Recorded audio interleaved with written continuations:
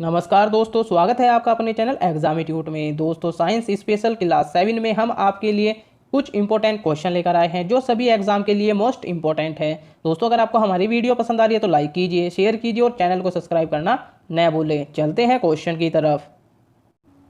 Question number 1, निम्न ईंधनों में से कौन न्यूनतम पर्यावरणीय प्रदूषण उत्पन्न करेगा? आपके पास ऑप्शन है इस प्रकार। Option A hydrogen, option B diesel, option C मिट्टी का तेल या ऑप्शन डी कोयला।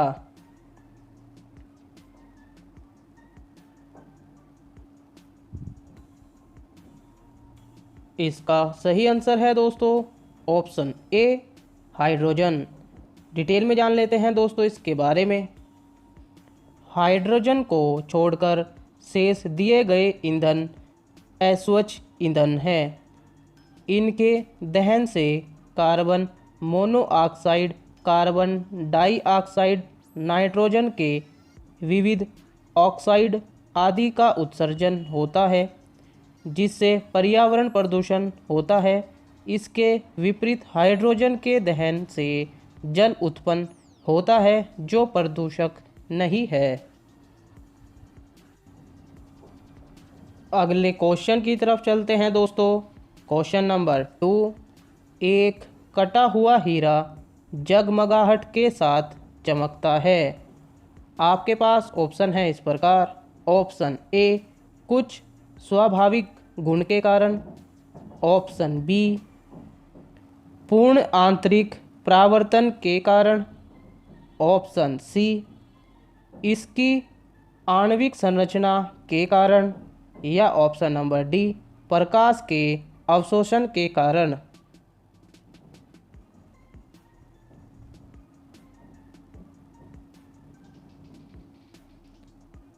इसका सही आंसर है दोस्तों ऑप्शन बी पूर्ण आंतरिक परावर्तन के कारण। डिटेल में जान लेते हैं दोस्तों इसके बारे में। कटा हुआ हीरा पूर्ण आंतरिक परावर्तन के कारण जगमगाहट के साथ चमकता है। हीरे का अपवर्तनांक बहुत अधिक 2.42 होने के कारण इसका क्रांतिक कोण केवल 24 डिग्री होता है। अतः जब विशेष रूप से काटे गए हीरे के अंदर प्रकाश पड़ता है तो हीरे के पृष्ठों पर बार बार पूर्ण आंतरिक परावर्तन होता रहता है। अगले क्वेश्चन की तरफ चलते हैं दोस्तों। क्वेश्चन नंबर 3, एलपीजी सिलेंडर के रिसाव से उत्पन्न दुर्गंध निम्न में से किसकी होती है? आपके पास ऑप्शन है इस प्रकार। Option A methane, option B propane, option C butane या option D ethyl mercaptan.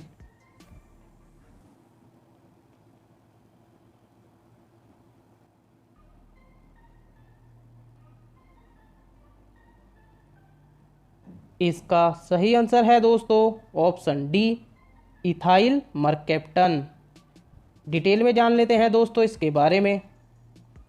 LPG hydrocarbon गैसों का एक ज्वलनशील मिश्रण है जिससे ईंधन के रूप में प्रयोग किया जाता है। एलपीजी मुख्यतः ब्यूटेन एवं प्रोपेन का मिश्रण है। एलपीजी सामान्यतः एक गंधहीन गैसीय उत्पन्न है। हालांकि इसके रिसाव की पहचान के लिए इसमें कुछ दुर्गंधयुक्त पदार्थ जैसे इथाइल मरकैप्टन आदि मिलाया जाता है। अगले क्वेश्चन की तरफ चलते हैं दोस्तों। क्वेश्चन नंबर 4, कृत्रिम उपग्रह पृथ्वी से सुस्पष्टता से ट्रैक किया जा सकता है। आपके पास ऑप्शन है इस प्रकार। ऑप्शन ए डॉपलर प्रभाव द्वारा, ऑप्शन बी रडार द्वारा, ऑप्शन सी सोनार द्वारा या ऑप्शन डी पल्सर द्वारा।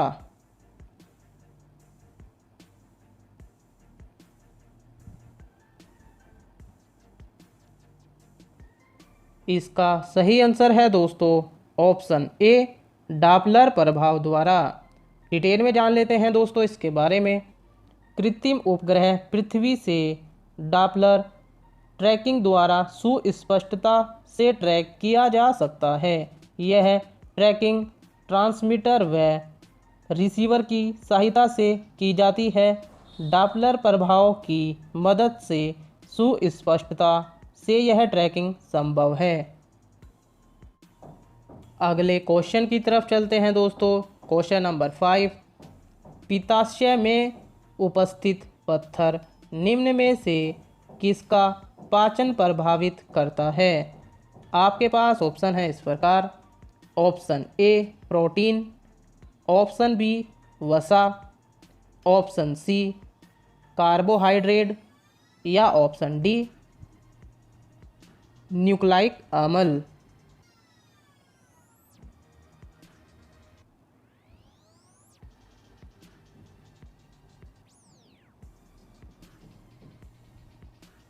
इसका सही आंसर है दोस्तों ऑप्शन बी वसा। डिटेल में जान लेते हैं दोस्तों इसके बारे में। पित्ताशय यकृत में उपस्थित पित्त का भंडारण करता है। पित्ताशय के अंदर पित्त अवयवों के संघनन से बना हुआ रवाकृत जमाव ही पित्त की पथरी है। पित्त की पथरी वसायुक्त भोजन के पाचन में समस्या उत्पन्न कर सकता है।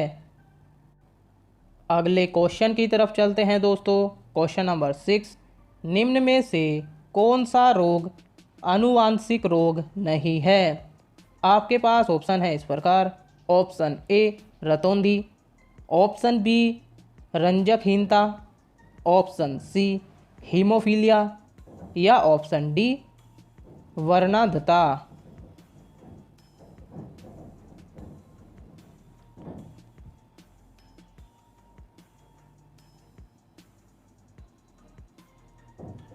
इसका सही आंसर है दोस्तों ऑप्शन ए रतौंधी। डिटेल में जान लेते हैं दोस्तों इसके बारे में। रंजकहीनता एक आनुवांशिक रोग है जिससे त्वचा, बालों तथा आँखों में मेलानिन नामक रंजक आंशिक या पूर्ण रूप से अनुपस्थित होता है। अधिरक्तताओ हीमोफीलिया एक आनुवांशिक रोग है। वर्णांधता एक एक्स लिंग संलग्न वंशागति रोग है। रतौंधी विटामिन ए की कमी से होने वाला रोग है। अगले क्वेश्चन की तरफ चलते हैं दोस्तों। क्वेश्चन नंबर 7, निम्नलिखित में से कौन कृत्रिम पारिस्थितिकी तंत्र है। आपके पास ऑप्शन है इस प्रकार। ऑप्शन ए धान का खेत, ऑप्शन बी वन, ऑप्शन सी घास का मैदान या ऑप्शन डी झील।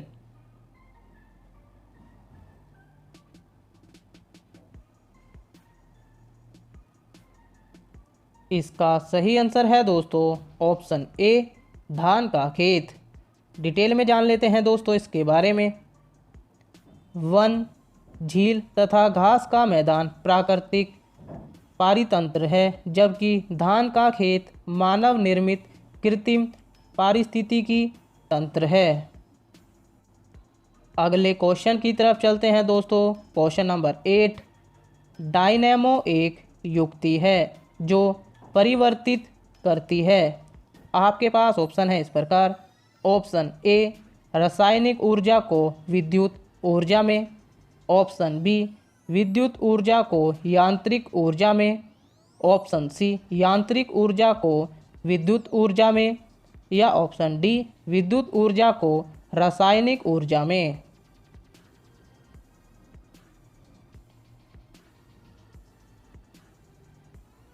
इसका सही आंसर है दोस्तों ऑप्शन सी यांत्रिक ऊर्जा को विद्युत ऊर्जा में।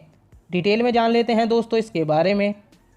डायनेमो विद्युत चुंबकीय प्रेरण द्वारा यांत्रिक ऊर्जा को विद्युत ऊर्जा में बदलने वाला उपकरण है। अगले क्वेश्चन की तरफ चलते हैं दोस्तों।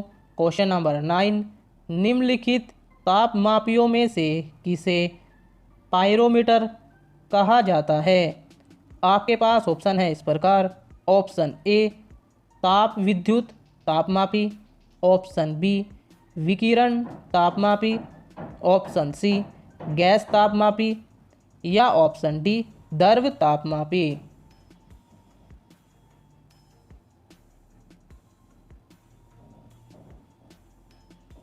इसका सही आंसर है दोस्तों ऑप्शन बी विकिरण तापमापी।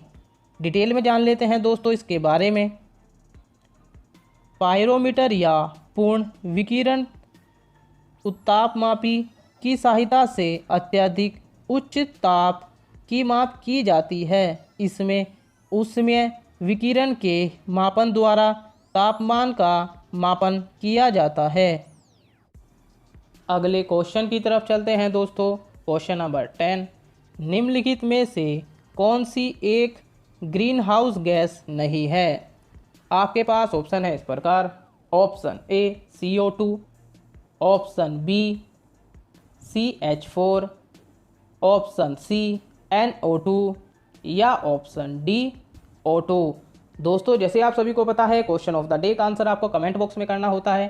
साथ ही आपने 10 में से कितने आंसर सही किए हैं ये भी आपको कमेंट बॉक्स में करना है। दोस्तों अगर आपको हमारी वीडियो पसंद आ रही है तो लाइक कीजिए, शेयर कीजिए और चैनल को सब्सक्राइब करना न भूलें। बने रहिए हमारे चैनल के साथ। जय हिंद, जय भारत, धन्यवाद।